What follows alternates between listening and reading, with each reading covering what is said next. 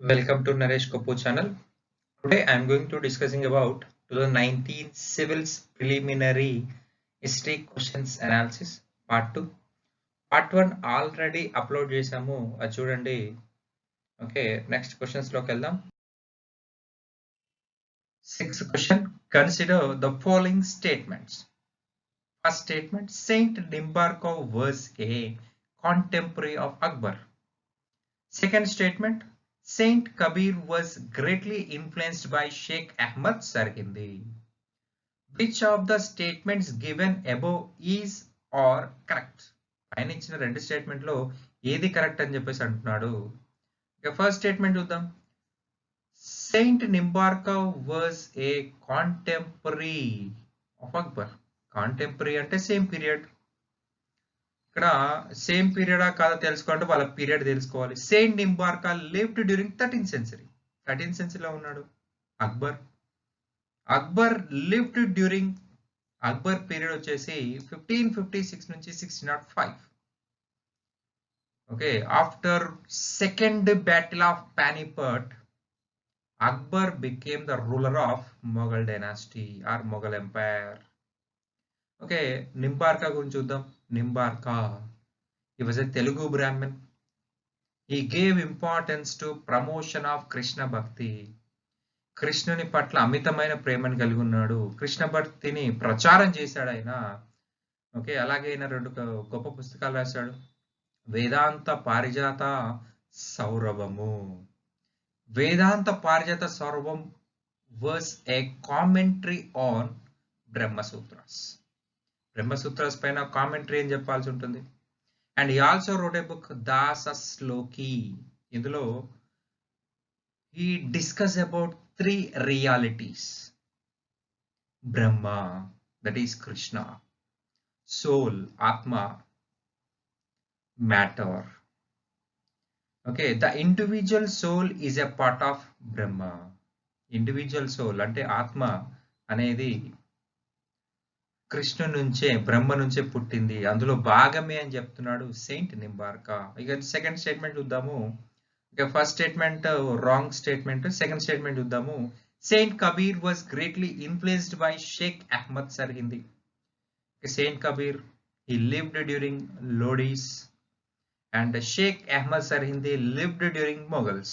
So వీళ్ళు కూడా contemporaries కాదు. ఇక్కడ అడిగిన స్టేట్మెంట్ ఏంటంటే saint Kabir was greatly influenced by Sheikh Ahmad Sirhindi. Sheikh Ahmad Sirhindi వల్ల కబీర్ ఇన్ఫ్లుయెన్స్ అయ్యాడు అంటున్నాడు. ఓకే, ఇది కూడా రాంగ్ స్టేట్మెంటే. ఎందుకంటామంటే తనకంటే ముందున్న వ్యక్తి భావాల వల్ల ఇన్ఫ్లుయెన్స్ అవుతారు, తన తర్వాత వాళ్ళ నుంచి ఇన్ఫ్లుయెన్స్ కారు. ఓకే, ఆన్సర్ వచ్చేసి డి, నైదర్ 1 నార్ 2. కబీర్ గురించి ఒక 2 ముక్కలు చెప్తాను. Saint Kabir lived during Sikandar Lodi period. He was disciple of Ramananda. Saint Kabir ని ఇండియన్ కార్ల్ మార్క్స్ అని చెప్పేసి పిలుస్తారు. ఓకే, ఇతను హేతువాద భావాలకు చాలా ఇంపార్టెన్స్ ఇచ్చాడు. ఈ కండెమ్డ్ ఐడలారిటీ, ఈ condemned religious festivals, unnecessary rituals, Hajj and pilgrimage. Okay, రాళ్లను పూజిస్తే మోక్షం వస్తుందంటే ఒక పెద్ద కొండనే పూజిస్తా అన్నాడు. అలాగే పుష్కరాల్లో స్నానం చేస్తే మోక్షం వస్తుంది అంటే ముందు చేపకే రావాలి మోక్షం అంటాడు. ఓకే, నెక్స్ట్ షేక్ అహ్మద్ సర్హిందీ గురించి చూసినట్లయితే he lived during Mughals. Okay, he belong to Naqshbandi silsila.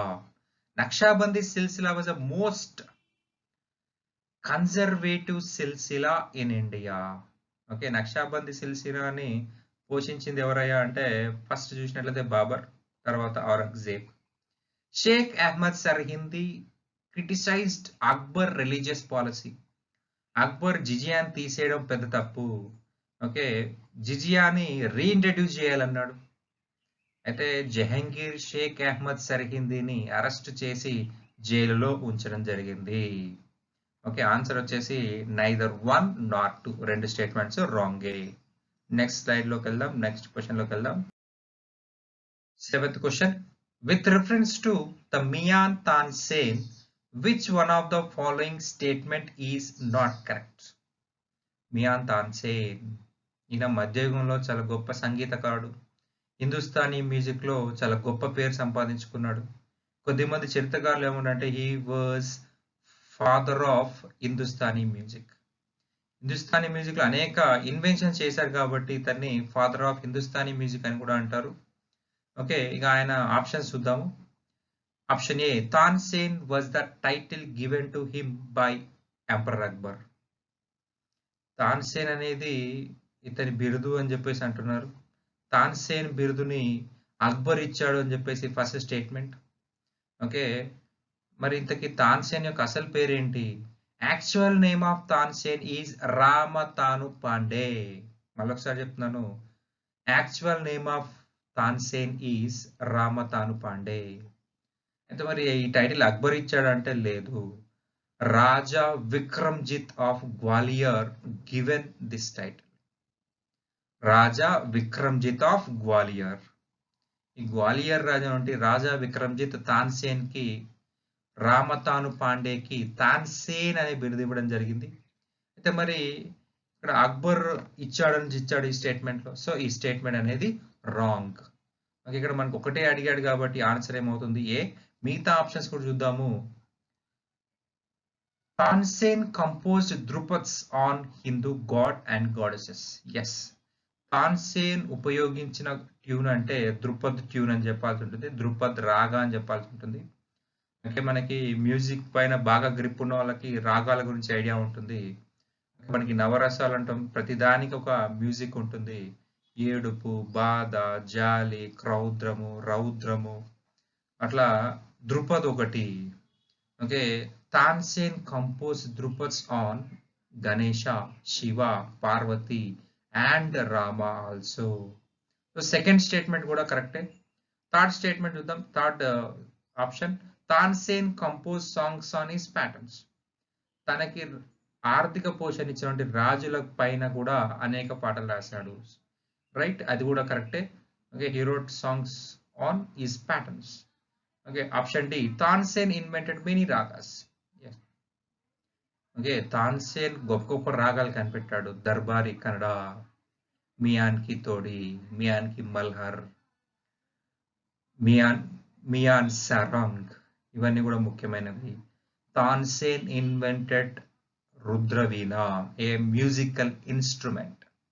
Tansen invented Rudraveena, A musical instrument. ఇక్కడ మనకి మియాన్ తాన్సేన్ అన్నాం, మియాన్ తాన్సేన్. ఓకే, మియాన్ అనే బిరుదు ఇచ్చింది ఎవరయ్యా అంటే అక్బర్. ఇక్కడ తాన్సేన్ కాకుండా మియాన్ అనే పదం అన్నట్లయితే ఖచ్చితంగా ఈ స్టేట్మెంట్ కరెక్ట్ అయ్యేది. మియాన్ స్టేట్మెంట్ ఇచ్చింది, మియాన్ టైటిల్ ఇచ్చింది అక్బర్. ఓకే, తాన్సేన్ అనే టైటిల్ ఇచ్చింది మాత్రం రాజా విక్రమ్జిత్ ఆఫ్ గ్వాలియర్. ఓకే, మియాన్ తాన్సేన్ యొక్క యాక్చువల్ నేమ్ గుర్తుపెట్టుకోండి, మనకి ఎగ్జామ్ పాయింట్ లో అడిగే అవకాశం ఉంది. యూపీఎస్సీ కాదు, అదర్ ఎగ్జామ్స్ కూడా అడిగారు. ఓకే, ముఖ్యంగా ఈయన యాక్చువల్ నేమ్ గుర్తుపెట్టుకోండి, మియాన్ తాన్సేన్ యొక్క actual name Ramatanu Pandey. Okay, next question లోకి వెళ్దాం. 8th question.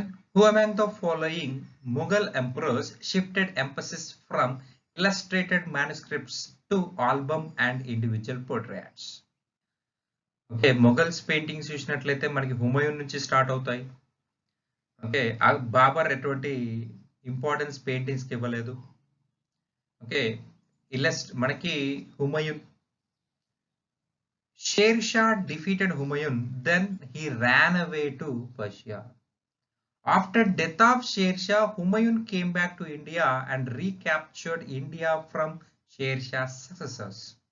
అయితే పర్షియా నుంచి వచ్చేటప్పుడే ఆయన ఇద్దరు గొప్ప పెయింటర్స్ తీసుకొని వచ్చాడు. ఓకే, తర్వాత హుమయూన్ తర్వాత అక్బర్ పెయింటింగ్స్ ఇంపార్టెన్స్ ఇచ్చాడు. ఓకే, అక్బర్ పీరియడ్ లో ఇల్లస్ట్రేటెడ్ మ్యానుస్క్రిప్ట్ కి ఎక్కువ ఇంపార్టెన్స్ ఇచ్చారు. రజ్నామా, ఓకే, హంజానామా, ఇవి పర్షియన్ ఎపిక్స్ అని చెప్పాల్సి ఉంటుంది. రామాయణ మహాభారతాలని పర్షియన్ భాషలోకి ట్రాన్స్లేషన్ చేసి వాటిని పెయింటింగ్స్ చేయించాడు అక్బర్. ఓకే, ఇల్లస్ట్రేటెడ్ మ్యానుస్క్రిప్ట్స్ చేశాడు. ఇల్లస్ట్రేటెడ్ అంటే ఒక వర్ణన, మనకి స్టోరీ వైజ్ గా స్టోరీ వైజ్ గా పెయింట్ చేయించాడు అక్బర్. రజ్మ్నామా, హంజానామా, మహాభారత్, రామాయణ ఇవన్నీ కూడా పర్షియన్లోకి ట్రాన్స్లేట్ చేసి పర్షియన్లోనే పెయింట్ చేయడం జరిగింది. అయితే ఇక్కడ మన క్వశ్చన్ ఏంది, ఇల్లస్ట్రేటెడ్ మ్యానుస్క్రిప్ట్ నుంచి ఆల్బమ్స్ కి, ఇండివిజువల్ పోర్ట్రేట్స్ కి. ఓకే, ఆప్షన్ సి కరెక్ట్ అండి. జహంగీర్ అనేది correct answer. Jahangir was the excellent painter. Jahangir period was consider as classical age of paintings. Okay, ఆయన దగ్గర గొప్ప గొప్ప పెయింటర్స్ ఉన్నారు. ఒక ఎగ్జాంపుల్ ఇస్తాను, Ustad Mansur, he was the greatest painter. ఈయన ఇండివిజువల్ పెయింటింగ్ చేసేవాడు, అలాగే ల్యాండ్స్కేప్ పెయింటింగ్ చేసేవాడు.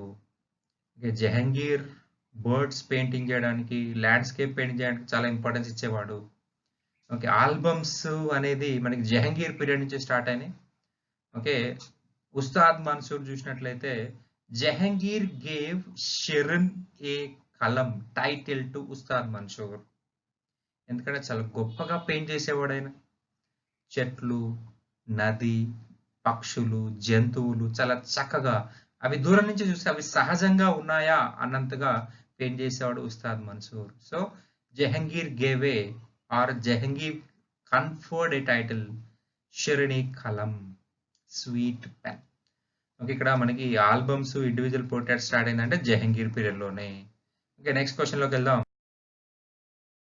Okay, 9th question. With reference to Mughal India, what is or the difference or differences between Jagirdar and Jamindar?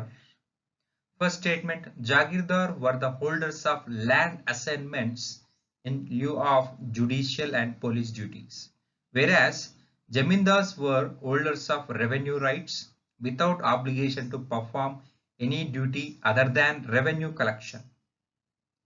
Okay, ఈ first statement చూసినట్లయితే ఇది wrong అండి. Okay, jagirdari system అంటే ఏంటి, జమీందారీ సిస్టమ్ అంటే ఏంటో చెప్తాను. Jagir means land, dar means owner. Land assignments అనేవి వీళ్ళకు ఇవ్వడం జరిగింది.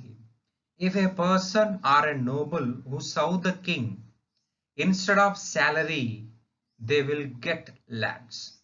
ఆ ల్యాండ్ లో కంప్లీట్ రైట్స్ వాళ్ళకు ఉంటాయి. ఓకే, ఓన్లీ జ్యుడిషియరీ, పోలీసే కాదు, రెవెన్యూ కూడా వాళ్ళ కంట్రోల్లోనే ఉంటుంది. Okay, zamindars were the holders of revenue rights without obligation to perform any duty other than revenue collection. Zamindars also hereditary అని చెప్పుకోవాల్సి ఉంటుంది, వాళ్ళు కూడా వారసత్వమే. అయితే వాళ్ళ పరిధిలో, ఫర్ ఎగ్జాంపుల్ వాళ్ళకు ఒక విలేజ్ ఇచ్చారు లేదా 2 విలేజ్లు ఇచ్చారు, ఆ విలేజ్ పరిధిలో టోటల్ రైట్స్ వాళ్ళకే ఉంటాయి. అంటే they can control revenue, they can control police, they can control judiciary, అన్ని హక్కులు వాళ్ళకు ఉంటాయి. So first statement wrong. Land assignments to jagirdar were hereditary and revenue rights of zamindar were not hereditary. Jagirdar ఎన్ని రోజులు ఉంటాడు అంటే రాజు నమ్మకం ఉన్నంత వరకు ఉంటాడు. కొన్నిసార్లు వాళ్ళ కొడుక్కి వెళ్ళొచ్చు, వెళ్ళకపోవచ్చు. ఓకే, హెరిడిటరీ ఉండొచ్చు, ఉండకపోవచ్చు. రాజు నమ్మకం కోల్పోయాడంటే ఆ యొక్క జాగీర్ని వెనక్కి లాగేసుకుంటాడు. జమీందారీ చూసినట్లయితే zamindari system was hereditary. Okay, local లెవెల్లో తన కుమారుడికి అది వెళ్తుంది. లోకల్ లెవెల్లో పెద్ద ట్రబుల్స్ ఉండవు కాబట్టి జమీందార్ని ఎటువంటి ట్రబుల్స్ గురి చేయరు. ఓకే, జమీందారీ సిస్టమ్ అనేది హెరిడిటరీ అని చెప్పాల్సి ఉంటుంది, జాగీర్దారీ హెరిడిటరీ కాదు. ఓకే, ఆప్షన్స్ చూద్దాం. Select the correct answer using the code given below. Okay, A 1 only, B 2 only, C both 1 and 2, D neither 1 nor 2. Statement 1, statement 2 రెండు రాంగ్. సో ఆప్షన్ వచ్చేసి, answer వచ్చేసి neither 1 nor 2, రెండు కూడా తప్పే. 10th question. Consider the following statements about the Charter Act of 1813. Okay, charter act of 1813 గురించి statement చూడమంటున్నాడు. First statement, it ended the trade monopoly of East India Company in India except for trade in tea and trade with China. ఈ statement గురించి తెలుసుకోవాలంటే ముందు East India Company background చూసుకోవాలి.